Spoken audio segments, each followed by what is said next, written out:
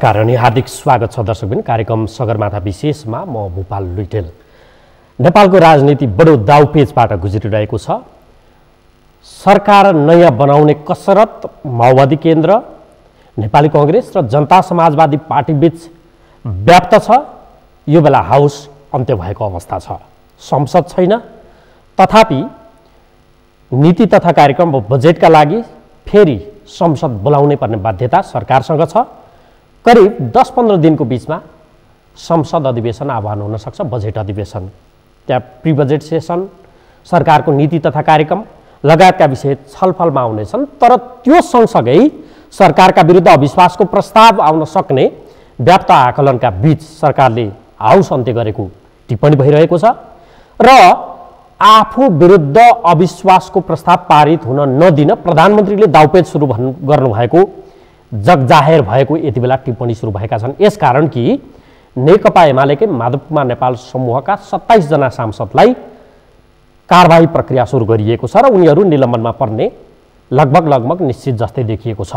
यस अर्थमा 265 जना सांसदमा 1 जना सभामुख, यस हिसाबले 264 मा जसपाका 2 जना सांसद र नेपाली कांग्रेसका 2 जना सांसद निलम्बनमा परेको अवस्था। बाँकी रह्यो 262,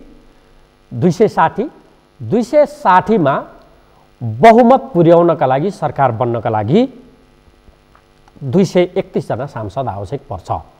त्यसमध्ये 231 मा पनि 27 जना अब निलम्बनमा पर्ने देखिए पछाडि बाँकी रहेका सांसदबाट बहुमत प्राप्त सरकार बनाउनका लागि कम्तीमा पनि 120 सीट आवश्यक देखिन्छ तत्काल कायम रहेका प्रतिनिधि सभा सदस्यको हिसाबले। यस अर्थमा प्रधानमन्त्री केपी शर्मा ओलीको दलसँग 93 सांसद, मानौ जसपाभित्रको देखिएको 2 खेमामा एउटाले आधी त्यहाँ घटेर 17 जना घटे भने बाँकी रहे 15 जना।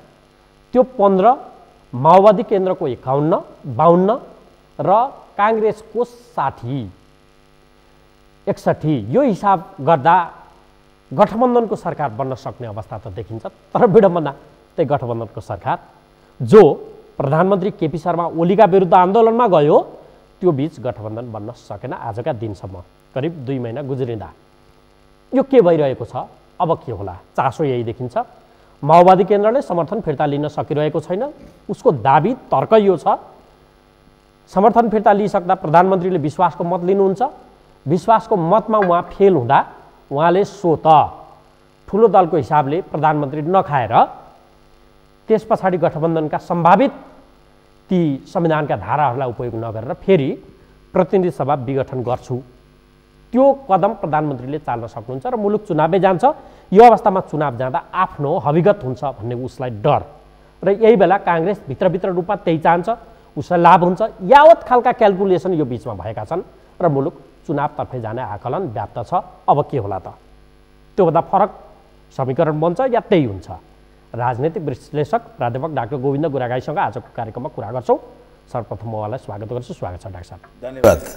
हजुर आराम छ। यो बडो गणित, संसदभित्रको गणित, कति गणितको हिसाब गर्न कति मजा लाग्छ डाक्टर साहब, के देख्नुहुन्छ तपाईँ? यो गणित भन्दा पनि तपाईँले पहिले पृष्ठभूमिमा नै भनिसक्नुभयो भूपालजी। यो राजनीति दाउपेचबाट अगाडि बढ्यो कि नेपालको राजनीति। नेपालको राजनीति जब राजनीतिले दाउपेचको बाटो लिन्छ त्यहाँ जति बेला जे पनि हुन सक्ने सम्भावना हुन्छ। जे पनि भन्ने मैले कसरी भने त उहाँलाई लाग्छ दाउपेचको सूत्रधार जो हो उसले त्यसलाई संवैधानिक कदम भन्न सक्छ। संवैधानिक कदमको रूपमा मैले यो चालेँ, यो उठाएँ, यो कदम, यो जोखिम मोलेँ पनि भन्न सक्छ। यो प्रक्रियाको अवलम्बन गरेँ भन्न पनि सक्छ, होइन? तर दाउपेच भनेको दाउपेचै हो। दाउपेच भनेको सकारात्मक रूपमा मानिन्न, यो नकारात्मक रूपमा यसलाई अर्थ्याउनु पर्ने हुन्छ। जब राजनीति दाउपेचबाट चल्छ, सम्भावना, जुनसुकै सम्भावनातर्फ मुलुक अगाडि बढ्ने अवस्था आउँछ। मुलुकलाई धकेल्ने, त्यो अगाडि बढ्ने र बढाउने कुरा होइन, धकेल्ने कुरा हो। र यत्रो संवैधानिक व्यवस्था छ, संविधान छ, परिपाटी छ, सिस्टम प्रणाली छ, चाहिँ त्यसको एउटा चाहिँ राष्ट्रिय अभ्यास छ, अन्तर्राष्ट्रिय अभ्यास छ, होइन? सरकार बन्ने, विघटन हुने त एउटा प्रक्रिया छ नि। त्यसका लागि चाहिँ तपाईँको एउटा पहिलो संविधान सभा डिजल्भ भयो, दोस्रो संविधान सभाको निर्वाचन भयो। संविधान सभाको निर्वाचनका नाममा अर्बौं रुपियाँ त्यहाँ लगानी भएको छ, खर्च भएको छ। रुपियाँ खर्च मात्रै भएको छैन, राष्ट्रिय ढिकुटीको चाहिँ नि त्यो खर्च मात्रै भएको छैन, त्यसलाई त्यो अङ्कगणितको रूपमा त्यसलाई खर्च मात्रै नहेरौँ, त्यसमा कति ठुलो चाहिँ नि तपाईँको जनधनको मेहनत भएको छ, जनताको मेहनत भएको छ। त्यहाँ चाहिँ सारा मुलुकका चाहिँ नि राष्ट्रिय अन्तर्राष्ट्रिय चाहिँ नि शक्तिहरू, दात्री सङ्घ संस्था निकायहरू, मुलुकका सचेत बुद्धिजीवी वर्ग, विद्यार्थी, शिक्षक, मिडियाकर्मी, यत्रो सारा ठुलोको इन्भल्भमेन्ट थियो त्यहाँ। र नेपालको चाहिँ एउटा इतिहासको विरासतको रूपमा 2007 सालको जनक्रान्तिपछि नेपालको संविधान अब नेपाली जनताले लेखेको संविधान हुनेछ र नेपाली जनताले लेखेको संविधान, जनताका प्रतिनिधिले लेखेको संविधानको आधारमा मुलुक अगाडि चल्नेछ, अगाडि बढ्नेछ भन्ने एउटा सपना हो। त्यो 70 वर्ष अगाडिको सपनाको साकार भएको त्यो दिन ऐतिहासिक दिन थियो वास्तवमा। 72 सालमा जुन बेला संविधानको घोषणा भएको छ, त्यो नेपालको राजनीतिक इतिहासमा, नेपालको संवैधानिक इतिहासमा सबैभन्दा महत्त्वपूर्ण र ऐतिहासिक दिन पनि हो। त्यो इतिहासले सुम्पिएको जुन संविधान, त्यो इतिहासको दस्तावेज, इतिहासको जुन उपहार थियो, त्यो इतिहासको उपहार आज उपहास भएको छ। अब के हुन्छ जस्तो कसको के चाहना देख्नुहुन्छ तपाईँ? प्रधानमन्त्रीको के चाहना देख्नुहुन्छ? शेरबहादुर देउवाजीको के चाहना देख्नुहुन्छ? प्रचण्डजीको के देख्नुहुन्छ? मन्त ठाकुर वा बाबुराम या उपेन्द्रजीहरूको के चाहना कसको चाहना के छ? उहाँहरूको चाहना अनुसार मुलुक डोरिने सम्भावना या उहाँहरूको चाहना भन्दा पनि जो अदृश्यको पनि चर्चा हामी कहाँ हुन्छ नि, त्यसको चाहना अनुसार मुलुकबाट के देख्नुहुन्छ? यो मैले धेरै विषयलाई एकै ठाउँ मिसाएर सोधेँ। पहिले चाहना बताउनुहोस् त। प्रधानमन्त्री के चाहनुहुन्छ? देउवाजी के चाहनुहुन्छ? प्रचण्डजी के चाहनुहुन्छ? उहाँहरू चाहनुहुन्छ आखिर के? उहाँले चाहने र नचाहने भन्नुभन्दा पनि वास्तविकता के हो भने वास्तवमा सत्ताको एउटा लक्षण के रहेछ भने नि, सत्ता भनेको सधैँ आफ्नै वरिपरि रहोस्, सत्ताबाट हात धुनु नपरोस्, सत्ताको केन्द्रमा सधैँ रहिरहन पाइयोस्, रहिरहन मिलोस् र त्यो पावर सेन्टरमा इन्जोय गरिरहन पाइयोस् भन्ने कुरा आखिर जसको पनि हुने रहेछ त्यो देखियो होइन।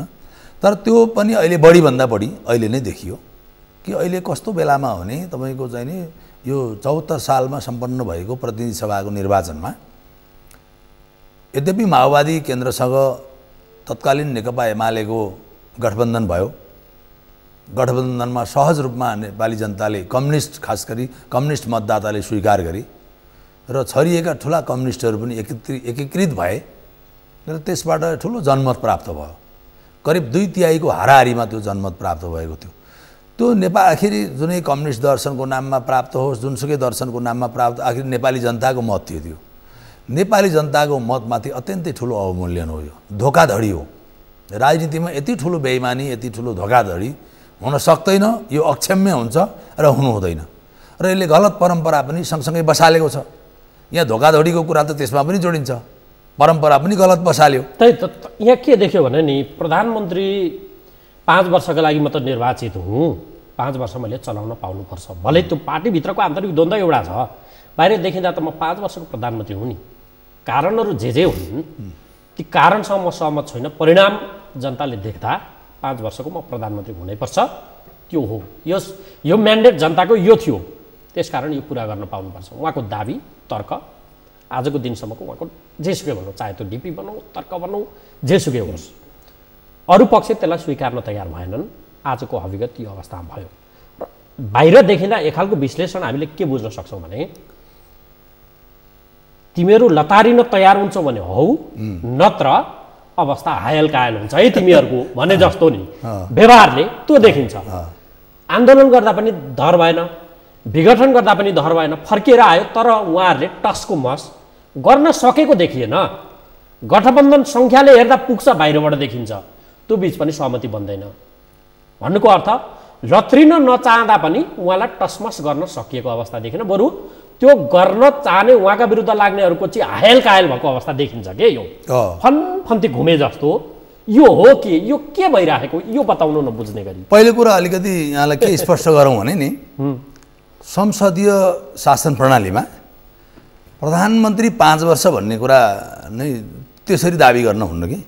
संसदको जीवन चाहिँ 5 वर्ष हो, संसद चाहिँ 5 वर्षका लागि निर्वाचित भएको हो, प्रधानमन्त्री चाहिँ 5 वर्षको लागि भन्ने हुन्न कि। नेपालकै संविधानको कन्टेक्स्टमा हेर्ने हो भने 2 वर्ष चाहिँ उहाँ प्रधानमन्त्री निर्वाध रूपमा हुनुहुन्छ, त्यसपछि उहाँका विरुद्धमा अविश्वासको प्रस्ताव पनि आउन सक्छ, बाटो खुल्ला।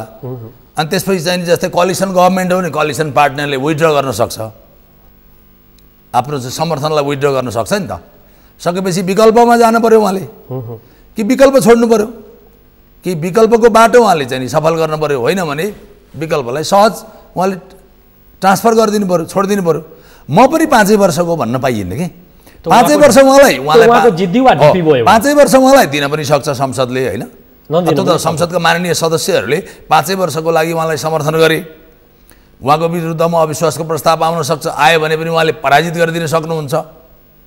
केही सांसद सङ्ख्याले चाहिँ नि अविश्वासको प्रस्ताव ल्याउन सक्छ, तर त्यसको विरुद्धमा उहाँको पक्षमा मतदान गर्न सक्छन् नि, त्यो विकल्प जहिले तहिले रहन्छ। तर उहाँको विपक्षमा पनि त मतदान गर्न सक्छन्, पक्षमा मात्रै मतदान गर्न सक्छन् भन्ने कुरा होइन नि त। त्यो अप्सन त डेमोक्रेसीमा त खुल्ला हुन्छ, त्यसैले त डेमोक्रेसी हो। त्यसले गर्दा म पनि 5 वर्षको, संसदको कार्यकाल पनि 5 वर्षको, त्यसैले त्यो संसदबाट बनेको म प्राइम मिनिस्टर पनि 5 वर्षको भन्न मिलेन। त्यो चाहिँ भन्न पाउनुहुन्न उहाँले। अब रहेको कुरा राजनीति कसरी अगाडि बढ्दैछ भन्ने मैले अगाडि पनि कुरा गरेँ, तपाईँले पृष्ठभूमिमा पनि भनिसक्नुभयो, त्यो कुरा प्रष्ट भइसकेको छ। यो दाउपेचबाट राजनीति अगाडि बढ्यो। सङ्ख्या बाहिरबाट हेर्दा अर्को विकल्पको सरकार बन्न सक्ने सङ्ख्या देखिन्छ, हजुर, तर त्यो सङ्ख्या विकल्पको सरकार दिनको साटो ती सङ्ख्याका पात्रहरू वा नेतृत्वकर्ताहरू बरु उल्टै हायल छन्। यो चाहिँ हो के हो? यो चाहिँ वास्तवमा विडम्बना हो। यो कस्तो हो भने यो के हो, के भएको हो? यथार्थमा के हो भने यो सबै कुरा सत्ता स्वार्थ नै हो।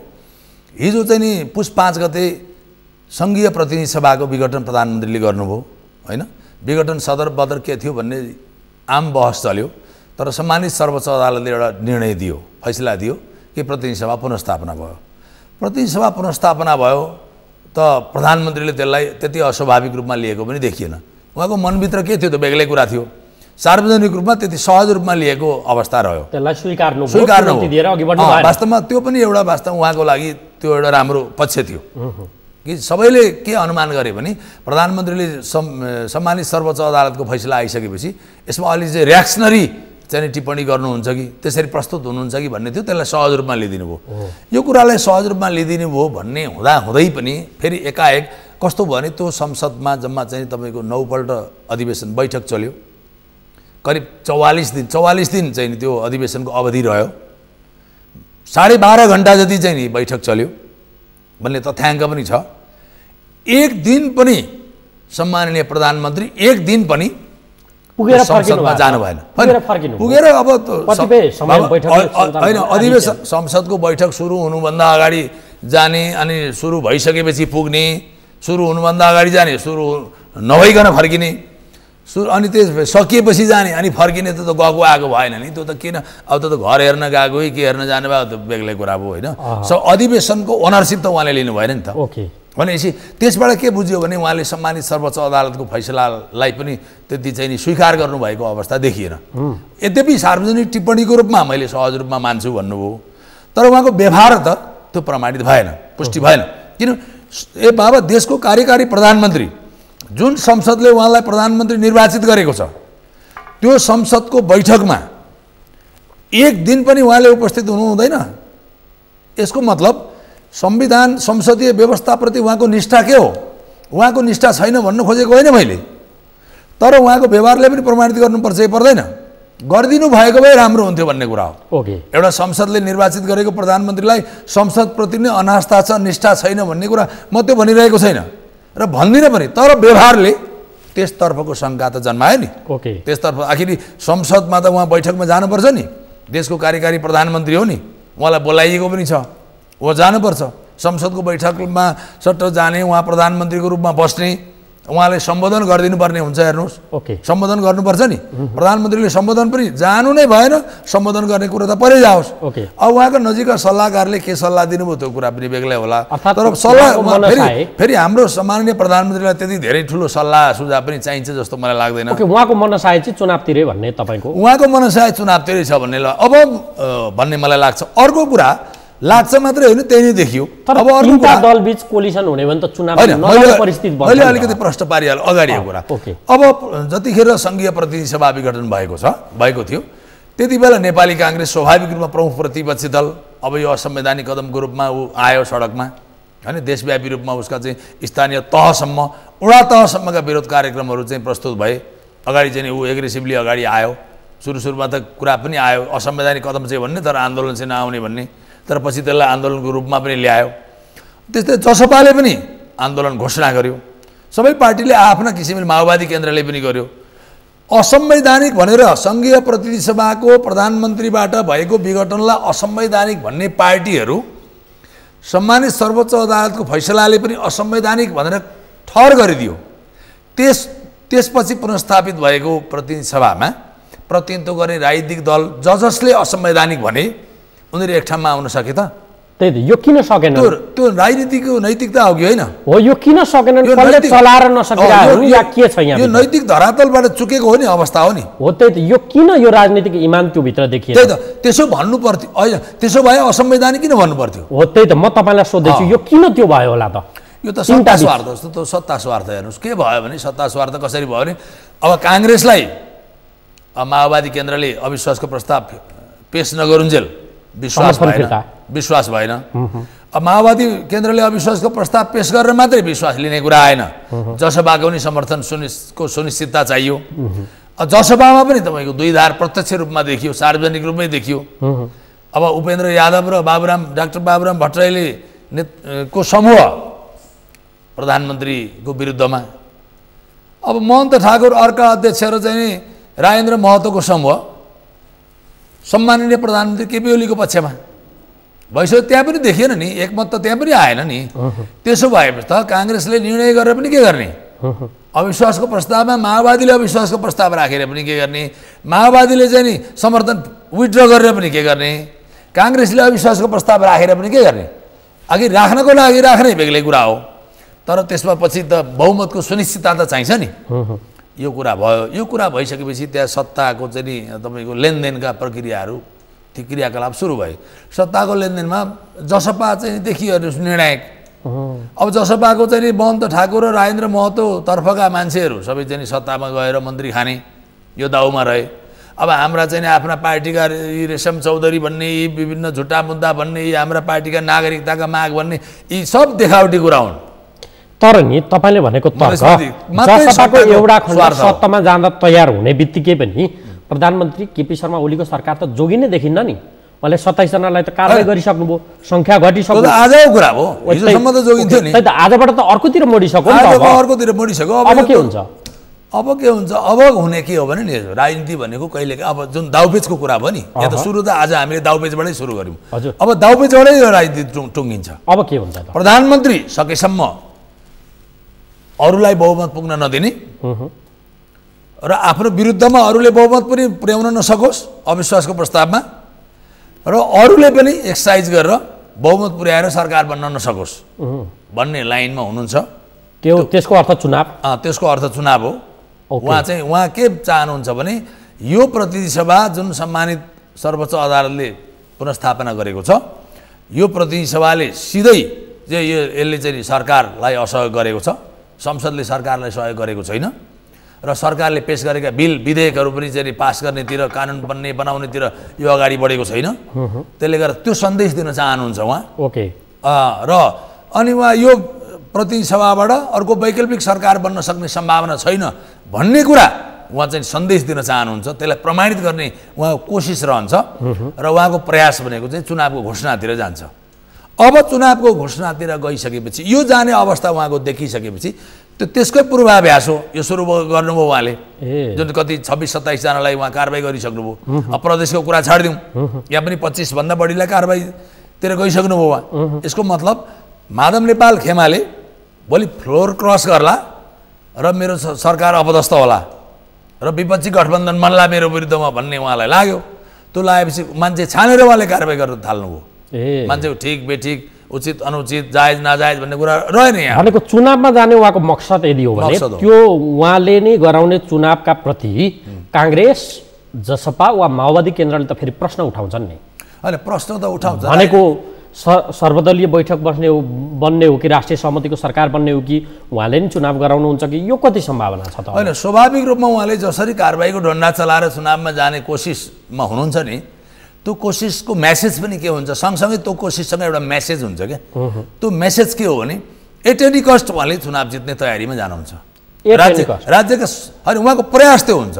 चुनाव जित्नुहुन्छ हार्नुहुन्छ ब्याकग्राउन्ड के हुन्छ त त्यहाँनेरि उहाँलाई फ्याक्चुअल बेस के हुन सक्छ? प्रहरी प्रशासन राज्यका संयन्त्रहरू त्यसलेबाट सम्भव छ र डाक्टर जस्तो नि उहाँकै एउटा खेमा समानान्तर रूपमा त्यसलाई उहाँले टिकटै दिनुहुन्न। माधव सोम झलनाथ खनाल लगायतको त उहाँहरूको अर्कै पार्टी नै एउटै हुँदैन नि। अब माधव नेपाललाई टिकट दिनुपर्ने, माधव नेपालले टिकटको चाहिँ नि लागि प्रधानमन्त्रीज्यूसँग आग्रह गर्ने, नेकपाको अध्यक्ष रूपमा संस्थापनसँग आग्रह गर्ने त्यो अवस्थै रहन्न। हेर्नुहोस् अर्कै पार्टी बन्छ, अर्कै पार्टी बन्छ, माओवादीसँग मिसिन्छ। होइन माओवादी र माधव नेपाल खनाल झलनाथ खनाल समूहको छुट्टै पार्टी बन्छ।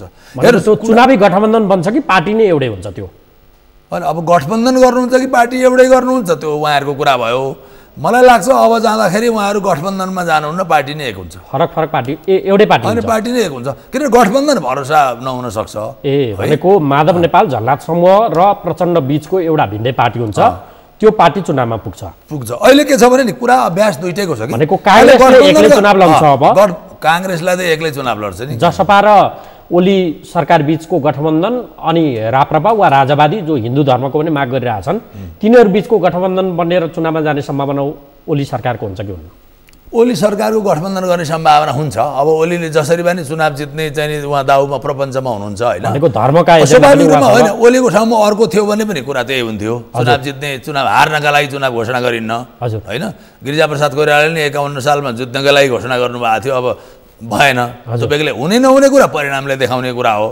तर के चाहिँ हुन्छ नै भन्ने कुरा छैन। चुनाव जित्नका लागि कोसँग कस्तो गठबन्धन गर्ने सम्भावना देख्नु? उहाँको गठबन्धन भनेको प्रष्टै रूपमा उहाँको गठबन्धन कोसँग हुन्छ भने उहाँको गठबन्धन जसपाको महन्त ठाकुर र राजेन्द्र महतोसँग हुनसक्छ। राजावादी र हिन्दू धर्म माग्ने राजावादीसँग त्यति नहोला, मलाई त्यति भइहाल्ला जस्तो लाग्यो। राजावादी धर्मको एजेन्डा त उहाँले राम सीताको मूर्ति बनाएर अयोध्यामा पुर्याइसक्नुभयो होइन। सांस्कृतिक राष्ट्रवाद मान्छेलाई धर्मको सेन्टिमेन्टसँग क्याच गरेर अब पहिलो दल बन्नका लागि मानौ माधव नेपाल वा प्रचण्ड वालाको पार्टीले उहाँको भोट काट्थ्यो भने पनि धर्मको आस्थासँग जोडिएका मानिसहरूको भोट तान्नका लागि ती एजेन्डा फ्याँक्ने सम्भावना हुन्न त? राप्रपालाई उहाँले गठबन्धन गर्दाखेरि राप्रपालाई पनि केही सिट दिनुपर्ने हुन्छ होइन। राप्रपालाई दिएको सिटमा मलाई लाग्छ राप्रपालाई किन सिट दिनु पर्यो? म हिन्दू धर्मको एजेन्डा राजावादीहरूको एजेन्डा पनि उहाँले नै क्यास गरिदिएर जाने सम्भावना हो। त्यो चाहिँ हुनसक्छ होइन, त्यो हुन्छ। राम मन्दिरको कुरा छ, अहिले उहाँ बालुवाटारमा मूर्ति बनाइरहनु भएको छ, मूर्ति पठाएर पुरा रथ आरोहण गरेर लिएर जाने कुरा भएको छ होइन। होइन उहाँ त त्यो त ढल्किसक्नु भयो त। ती एजेन्डा चाहिँ उहाँका भन्छन्, त्यो अवश्य भन्छ, त्यो त एकदम कुरै छैन। हिन्दू धर्म नभए पनि सांस्कृतिक राष्ट्रवाद नेपालमा हिन्दू धर्मको रक्षा कसैले गर्छ भने हाम्रो नेकपा एमाले गर्छ। हामी चाहिँ नि त्यो हिन्दू बौद्ध इस्लाम अब यी सारा चाहिँ के अरे क्रिस्चियन सबै कुरा हामी चाहिँ नि यसलाई चाहिँ सहज रूपमा लिन्छौँ। अनि ती एजेन्डा उहाँले लिएर गएपछि उहाँको दल पहिलो बन्ने वा दोस्रो बन्ने या अरूले तपाईँ अन्तर्घात गरेको खास अर्थ राख्छ र? अनि उहाँको दल कुनै हिसाबले पहिलो बन्दैन। उहाँको पहिलो त नेपाली काङ्ग्रेसै बन्छ, दोस्रोमा प्रतिस्पर्धा हुन्छ। कुरा त्यो हो, गठबन्धन जसले बनाउन सक्छ। काङ्ग्रेसले कसैसँग गठबन्धन उहाँका एजेन्डा तपाईँले भन्नुभयो नि, यी धर्मका एजेन्डा अरू एजेन्डा यी सबै एजेन्डालाई उहाँले समेट्नुभयो भने दोस्रोमा माधव नेपाल र प्रचण्ड कमरेडको एउटा समूह हुन्छ होइन। हजुर अहिले तुरुन्तै चाहिँ एकीकरण हुने, अहिले छिट्टै चुनाव अर्ली इलेक्सनमा उहाँको एकीकरण हुँदैन, गठबन्धन हुन्छ। हजुर इलेक्सन अलिकति 1-8 वर्ष रह्यो भने एकीकरण पनि हुनसक्छ। तर अब अर्ली इलेक्सनको हकमा माधव नेपाल झलनाथ खनालको समूह र प्रचण्डको समूह चुनावी गठबन्धन हुन्छ स्वाभाविक रूपमा। दोस्रो दलको त ओलीको दल त्यही त, तिनै बीच प्रतिस्पर्धा हुन्छ। सम्भावना बढ्ता पल्लाभारी कुन देखिन्छ? बढ्ता पल्लाभारी चाहिँ मैले देख्दाखेरि यो हिन्दू राष्ट्रवादलाई उठायो भने ओलीकै हुन्छ। त्यसलाई उठाएन भने माधव नेपाल प्रचण्डको हुन्छ। तर पहिलो चाहिँ काङ्ग्रेस है। पहिलो त काङ्ग्रेसलाई कसले रोक्न सक्छ? प्रबलताका हिसाबले सम्भावना बढ्ता अर्ली इलेक्सनमै मुलुक काङ्ग्रेसलाई त अहिले चिट्ठै पर्यो नि। ओके, अर्ली इलेक्सनमै मुलुक बढ्ता गयो, तपाईँ त्यो देख्नुहुन्छ? अर्ली इलेक्सनमै गयो, अर्ली होइन सम्भावना अर्ली इलेक्सनको छ। तर काङ्ग्रेसको पनि प्रयास अब अर्ली इलेक्सनमै हुन्छ। अब यो जथाभावी गरेर चाहिँ यो जेन तेन गरेर टार्ने पुर्याउने भन्दा पनि अर्ली इलेक्सनमै हुन्छ। अर्ली इलेक्सनमा अहिले माओवादीको मात्रै कन्सल्ट छैन होइन, उसको कन्सन्ट्रेसन चाहिँ अर्ली इलेक्सन आफ्नै लागि खतरा होला कि भन्ने पनि छ। त्यो अवस्था पनि अहिले पुग्यो नि त। वास्तवमा के थियो भने नि अलिकति यसमा अलिकति पृष्ठभूमिमा जाउँ न अलिकति है थोरै। डाक्टर साहब समय नै सक्यो ए हो मसँग समय सक्यो। किनभने सारमा मैले एउटा मात्रै भन्न खोजेको ओके यो प्रचण्डसँग एकता गर्ने काम नि सबभन्दा पहिले हाम्रो प्रधानमन्त्री ओलीजीले नै गर्नुभयो नि होइन, माधव नेपालले त गर्नुभएको होइन नि। अब माधव नेपाल के अरे प्रचण्डसँग एकता गर्ने काम प्रधानमन्त्रीजीले गर्नुभयो, अनि प्रचण्डसँग मिलिस भनेर डन्डा चाहिँ माधव नेपालमाथि वर्षाउनु भयो, माधव नेपाल झलनाथ खनालमाथि वर्षाउनु भयो। वास्तवमा त्यो पनि राजनीतिक तुरुप सही थिएन। उहाँहरू त सर्वोच्च अदालतको एक भएर आइसक्नु भएको थियो। सारमा भन्दा मुलुक अर्ली इलेक्सनतर्फ बढ्ता ढल्कियो होइन ढल्कियो, तर आज भोलि नै एउटा निर्णय हुनसक्छ। आज भोलि अविश्वासको प्रस्ताव दर्ता गर्ने सचिवालयमा हुन्छ, सदन त छैन। होइन सचिवालयमा हुन्छ, तपाईँ जान्छ नि विशेष अधिवेशन बोलाइन्छ, त्यो व्यवस्था छ नि, त्यो सम्भावना पनि छ, त्यो सम्भावना छ। अनि माओवादी केन्द्रले अविश्वासको प्रस्ताव फिर्ता लिने बित्तिकै के अरे समर्थन फिर्ता लिने बित्तिकै बहुमत पुर्याउनुपर्छ। उहाँले संवैधानिक व्यवस्था छ, त्यसलाई उहाँले प्रधानमन्त्रीजीले टार्न सक्नुहुन्न, इग्नोर गर्न मिल्दैन। हवस् डाक्टर साहब समय सकियो, यो महत्त्वपूर्ण संवादका लागि धन्यवाद। र आदरणीय दर्शकहरू, कार्यक्रमको निर्धारित समय सकियो। राजनैतिक विश्लेषक डाक्टर गोविन्द गुरागाईसँग समसामयिक राजनीतिक विषयलाई केन्द्रमा राखेर हामीले संवाद गऱ्यौँ। अर्को अङ्कमा फेरि तपाईँ हाम्रो भेट हुने नै छ। हामीलाई आजलाई बिदा दिनुहोस्। नमस्कार।